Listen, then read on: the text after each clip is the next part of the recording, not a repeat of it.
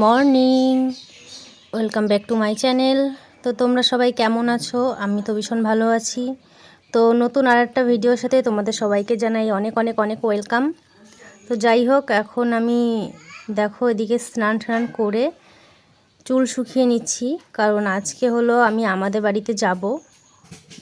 তো তার জন্য একটু রেডি হয়ে নিচ্ছিলাম। আর এই দেখো মুখের উপরে নিচে কতগুলো গরম গোটা উঠেছে, সারা মুখেই উঠেছে, কিন্তু এই দুটো একটু বেশি বড় হয়ে গেছে।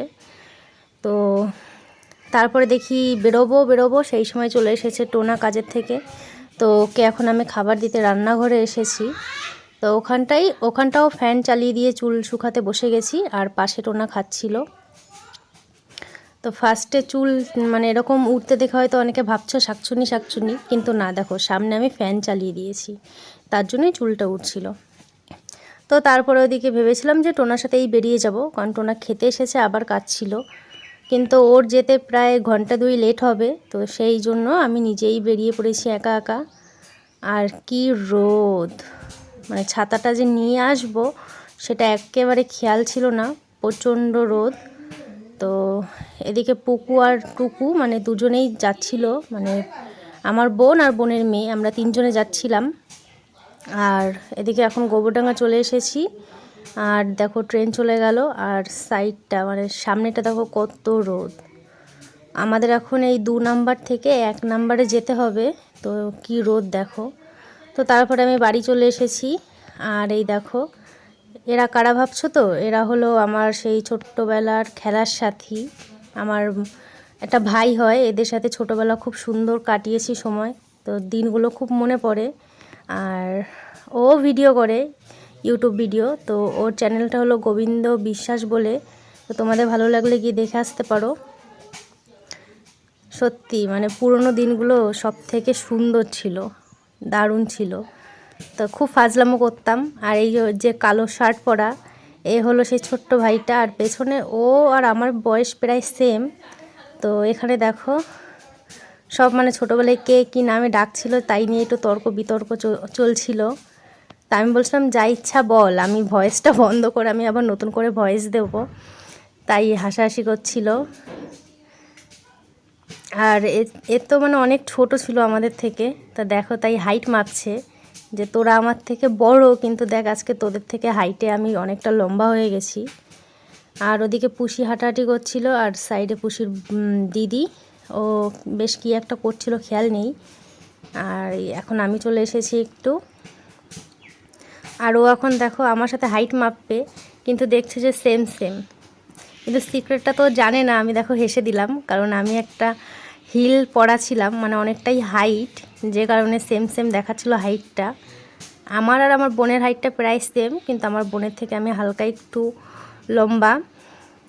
আর যেহেতু অনেক দিন পরে দেখা, তার জন্য একটু ছবি ভিডিও সব কিছু তুলে নিচ্ছিলাম।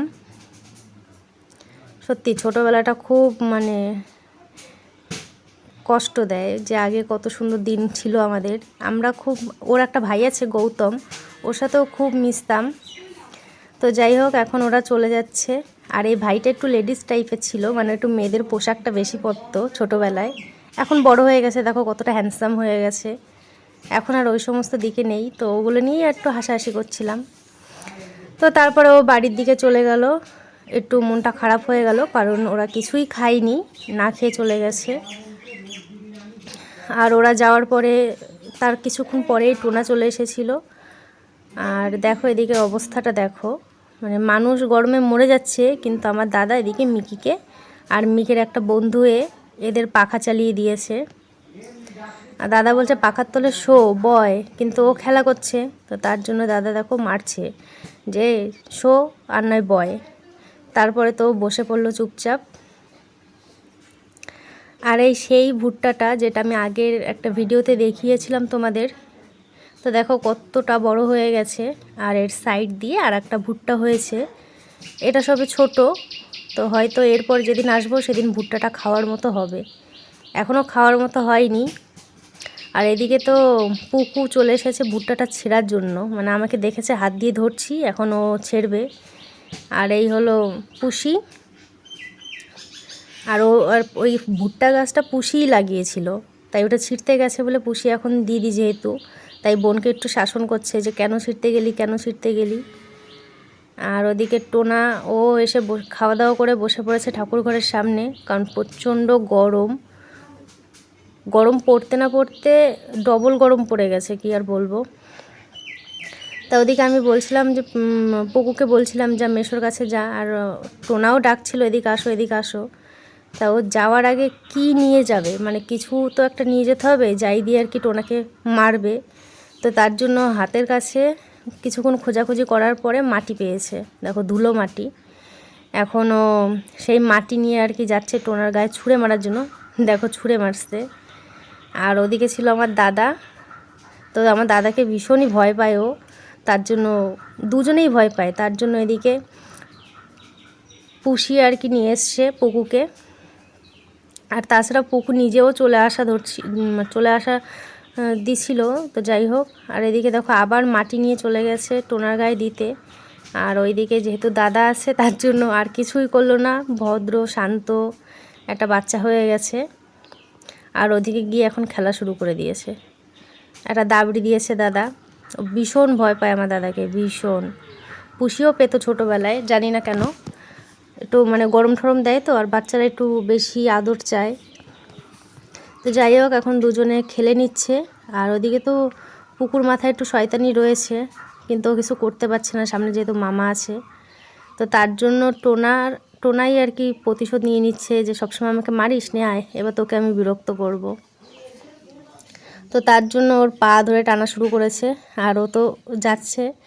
কিন্তু ও ভাবছিল যে জিনিসটা খেলা হচ্ছে, ভালোই মজা করছিল। দেখো আরও ইচ্ছা করে সামনের দিকে যাচ্ছে, চালাকি দেখো। এবার আয়না ধরে নিয়েছে। আর এদিকে তো টোনাকে কিসে একটা কামড় দিয়েছে, কাঠপিঁপড়া না কি যেন।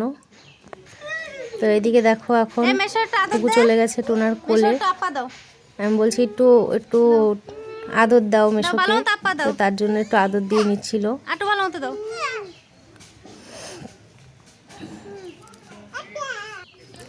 তো ওদিকে মানে টোনার কাছ থেকে চলে যাচ্ছে এখন ঠাকুর ঘরের ভেতরে।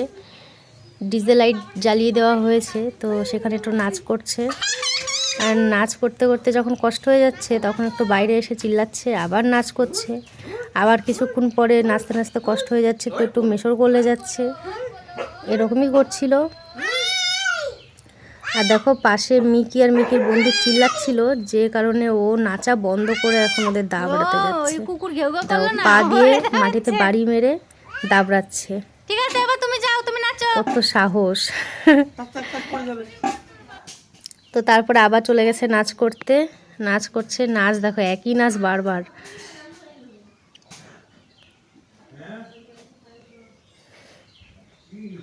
আর আমরা একটু বাইরে বসে বসে দেখছিলাম ওদের। আর বাড়ি যাওয়ারও টাইম হয়ে গেছে, তো যেতে তো হবেই, কিছু করার নেই। একটু ওদের সাথে ফাজলামো। আজকে বোন যাবে না, বোন অবশ্য আর দুদিন থাকবে। আর আমি তো থাকতে পারবো না, আমার যেতেই হবে, কিছু করার নেই। কারণ আমি না গেলে টোনার একটু খাওয়া দাওয়া সমস্যা হয়ে যায়, কারণ রান্নাটা তো আমারই করতে হয়। ও তো কাজ থেকে এসে ছেলে মানুষ করে খেতে পারে না। তো তারপরে যে নাচ করতে করতে কষ্ট হয়ে গেছে, যে কারণে আবার চলে গেছে একটু মেশোর কাছে বসে ঠসে। এখন আবার দেখো চলে যাচ্ছে নাচ করতে। তো তারপরে এদিকে আমরা একটু মজা টজা করে ওদের সাথে সময় কাটিয়ে, সারাদিনটা তো ওদের সাথেই কাটলো, তো আর একটু সময় কাটিয়ে এখন চলে যাচ্ছি বাড়ির দিকে। এখন প্রায় বাজে 6:45, সেই সময় আমরা বেরিয়েছি। আর আমাদের বাড়ি যেতে অতটা টাইম লাগে না, আমার এই বাড়ি থেকে ওই বাড়িতে যেতে বেশি একটা টাইম লাগে না।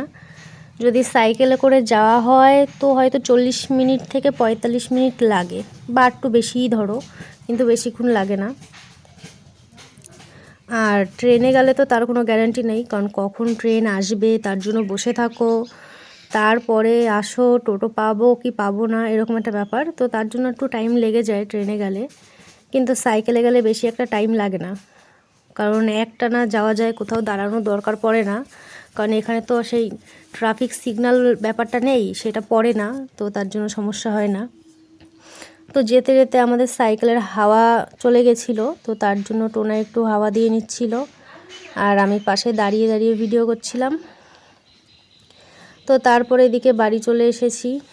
বাড়ি এসে অনেকটা কষ্ট হয়ে গেছে, তো তারপরে এখন একটু বিশ্রাম করে নিচ্ছিলাম।